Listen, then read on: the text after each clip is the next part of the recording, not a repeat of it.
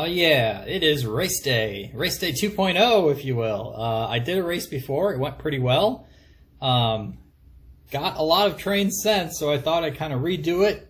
There are some different rules this time, and I'll explain those in a second. But for the most part, we're going to split these into 3 heats. We're going to do the European circuit today. Then we're going to shift and do an American-only circuit. And then finally, we're going to come over and do a Japanese circuit. So we'll take the top 2 winners of both, or all 3 heats. There's some more down here, by the way, too. And try to find an overall winner. Who will win it all? Will it be the Japanese, the Americans, or the Europeans? Take your bets now. I'm going to split these up into 3 different videos because there's probably a lot of content here. So I'll do one video per heat, and then we'll do a final overall video for the overall winners, and I'll have something special cooked up on how to test that. Alright, now here are our contenders. Take your pick now. Leave a comment in the section below of which one you think will win, and then after the race you can go back and see if you were right, or see if you were way off. I have no idea who's going to win. I have not done this before, and if I think back to our previous race I did a couple years ago now, I don't think any of these were in the top rankings then. So I have no idea who's going to win. No idea at all. If I had to guess, maybe this bottom right corner one, I have no idea. So again, this is the European circuit. So these should all be the European trains I have. Like I said, we'll do an American version as well as the Japanese version also. And then the top 2 from each heat, we'll pass on to the final special overall race to see who's the ultimate victor across the board. So how this is going to work is the trains will be set up somewhere down here. I'll ramp it up to a certain speed, and this is where the race actually starts. So they're not going to be a sitting start race. It's going to be, you know, full-blown blast. Then it's going to race all the way down here, cross that little pivot in the track, and then end whenever it crosses this finish line down at the end. How this is going to work speed-wise, like I said, the trains will be started before. I'll ramp them up to this speed so that they hit a constant, consistent speed and power once they cross that finish line. So that's where we're going to race them at. Right, so some of these have been sitting a while, and in order to make it a fair fight, if you will, I am going to run them all around at least one circuit before the actual race. That way they can kind of loosen up the kinks. Anything that's been sitting a while should be revved up and ready to go by the time they actually do their official heat. So that's how it's kind of going to work. Slightly different format than the previous race, which was all completely straight. There is that little turn in the race itself. So last time, if you recall as well, I kind of broke these out between steam, diesel, and electric types. This time, like I said, it's going to be by region. So Europeans versus the Americans versus the Japanese. Who will win out? Who will take the crown? This is your last chance to take your bets. Make your bets. Figure out who's going to win. There are a lot of options here, especially from the German side of things, which should be all these black and red ones. They just look so cool. That's why I've gotten so many. But are they fast? That's the question. How fast can they go? This is all about speed. We'll do the bottom 3 as well to see who is the losers in the circuit. But it should be another fun little experiment here. So like I said, take your bets now, because this is the last chance you'll have before the actual race, which we'll do them all right now. Well, hold the phone, because I just tested all of these. They all went around one circuit with ease, just fine. But I do have some devastating news for the Europeans. 2 of them, you'll notice, if you picked it out, aren't here, and that's because they didn't really work. Unfortunately, it's these 2. This one I didn't really care too much about. I knew it wasn't going to be good, and in fact, it sounds awful. In fact, I'll throw it on the track just because. I think it's skipping some gears or something. It's got these weird things on the bottom that are skipping, it sounds like. But the real devastation is this guy. The track is powered right now, but it ain't moving anywhere, and I've tried fiddling with it, and it's just not working. Now, I've had some problems with this in the past. How it just seemed to fix itself was I remember just leaving it on the track powered and then all of a sudden just started up again like an hour later, but it's not really working. If it does work, I'll throw it in the race, but it's dead right now. It's not moving. There's no sense of power at all. It's completely dead. But this guy, like, I don't know what the deal is. It's definitely an old one, so hence why it's not in the race. So these two are unfortunately disqualified at the moment. Like I said, if that A1 Seagull decides to start running again, I will throw it in. But if you picked any of those two, now's the time to rethink your strategy and repick a completely different one from the list here. And this is the finalized list. These are the contenders for the European circuit, and these are the ones you will see race right here.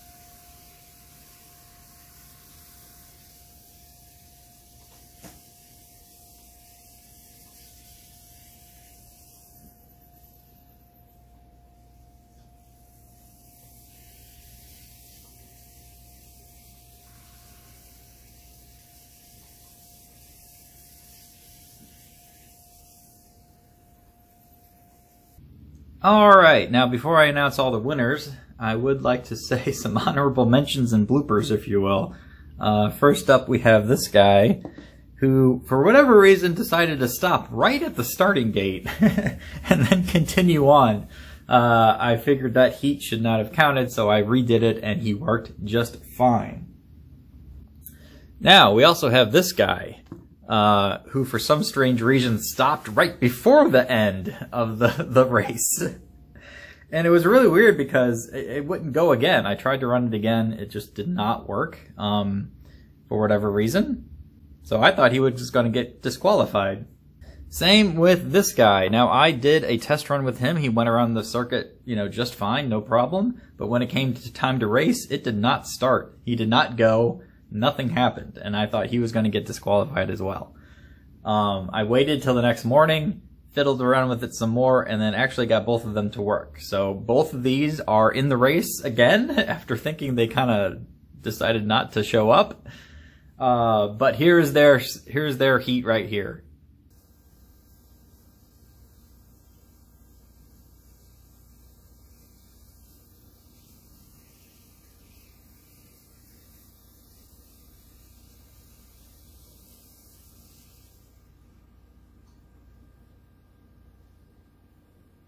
As for the A1 Seagull, I could not get it to go. I did a complete teardown and rebuild, and it is just dead in the water. There is no sign of life whatsoever. Huge disappointment for the Europeans, but that's the way it goes sometimes. Like I said, I kind of had some problems with this in the past, and it has been sitting a while because it just didn't work before as well as it should have, and I'm not sure if that has something to do with it, but it's just showing no signs of life as of now, and therefore it was the only one, really, that I couldn't even move, and therefore it didn't even race. But enough about that. Let's talk about some losers. And we'll do third worst to worst here. Coming in at third from the bottom is this guy. Did it in 15.6 seconds for a scale equivalent of 66 miles per hour. I guess I should mention that I did measure the length of the race. It came in at an even 113.5 inches. Therefore, I can calculate the mile per hour equivalent at the scale speed. Alright, coming in at second from the bottom is our little boy here who did not want to run yesterday. He barely beat out the other guy for worst, or below him, at 15.67 seconds. Scale equivalent speed of 65.9 miles per hour, which is 0.1 mile per hour less than than this guy here. But the real allocate goes to this little guy here, who did it in an impressive 32.7 seconds. Or a scale speed equivalent of 31.6 miles per hour. No competition. No competition whatsoever. This guy takes the crown, hands down, for the worst performing engine in the race. At least this one. So hopefully none of you picked these to win them all out. No surprises for me. I kind of knew at least these two were going to be the worst, just from what my own knowledge of using them are. I believe manufacturer-wise, these two are Fleischmann's, and I think this guy is, what is he? This guy is an Arnold. Let me verify this. No, I take that back. This guy's a Trix. So the worst one performing is an old school Trix. And yeah, this guy is a Fleischmann. Alright, so now let's announce some winners. Okay, so again, we'll go worst to first here. In third place is this Fleischmann steam locomotive. It's the one with the little dude in it, so happy to see this. It did the circuit in 8.07 seconds for a scale speed of 127.9 miles per hour. Not too shabby. In second place is this guy right here, one of my favorite engines that I have in the entire collection. It's another Fleischmann. Did it in an even more impressive 6.67 seconds, scale equivalent of 154.8 miles per hour. But the true winner of the European circuit, who beat out second place by less than 0.2 of a second, it is this guy, another Fleischmann. So Fleischmann sweeps first, second, and third here. And actually, this is the one I kind of thought might win it all out. So there you go. A very interesting turn of events. Like I said, these two are very close in terms of speed. But both of them are going to make it anyway because the top two will move on to the World Finals after I do the American and Japanese heats. But wait, there's more, for we had a tie. A third place tie, actually. And this one really shocked me. I did not see this one coming. Probably the biggest surprise of the whole race. This guy somehow tied for third place with again, an even 8.07 seconds. Which matches that other one. Now, I thought this one would have been terrible. I didn't think it ran fast at all. I never used this one. I got it years ago, and it's just been sitting in the display case waiting for me to do a review, and then I was probably going to sell it. But it really showed up today. In fact, like I said, since it's essentially tied for third place, it beat out all the other engines, which I'm kind of shocked about. Here's the complete listing of how everyone did, so you can match up which one you picked or which one you were rooting for. You got the overall number, the tag letter that was assigned up front that you may have seen, the seconds that it did the circuit in, and then the scale equivalent mile per hour speed. The last type there is either electric, steam, or diesel. Thought I'd throw that in there as a bit of interest, not that it really matters. And it's color coordinated, so you can see the scaled difference between the first, middle pack and the losers.